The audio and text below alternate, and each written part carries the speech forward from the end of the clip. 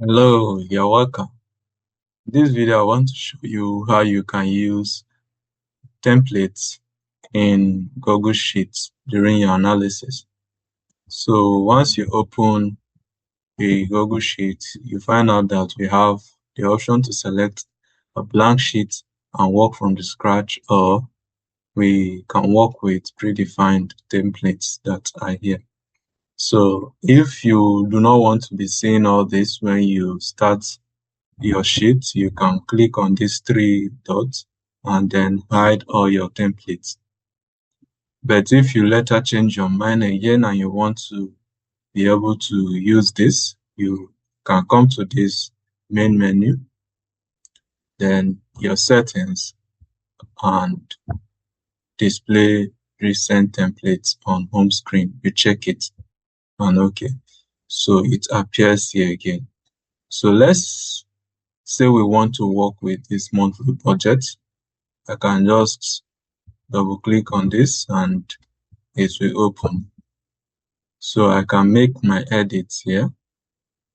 And one good thing about this Google Sheet is that as you're editing, it is automatically updating. So it's saving for you directly. So I can just type 50 here and it's automatically updating. Here I can change this to 1000 and so on. So there are a lot of, as you're making any change, it is changing, it is saving automatically. So you don't have to use your Control S or any other means to save.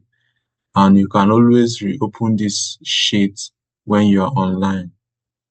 But the only disadvantage I'll say is that you have to be online to work with your Google Sheet, unlike when you're using your Excel.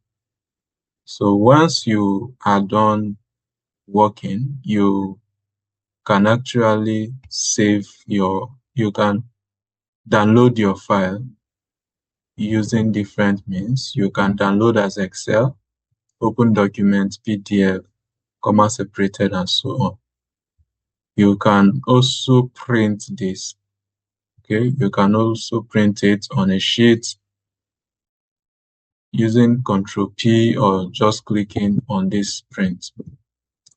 Finally, it's possible for you to create a copy of this. Maybe you don't want to make a certain edit on this very sheet and you just want to create a copy. So what you do is to come here and then click on this make a copy. So it will ask you the name you want to give to your copy, and you also select the folder where you want to save this copy. And once you've done that, you can make your copy directly. Finally, here you can email this file to someone. Once you click on this email file, it gives you option to select the email of the person you want to email it to. You can also share the file with those you're working with or publish it to web.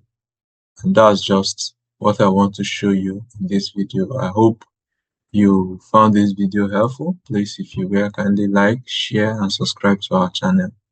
Thank you, and I'll see you in the next one.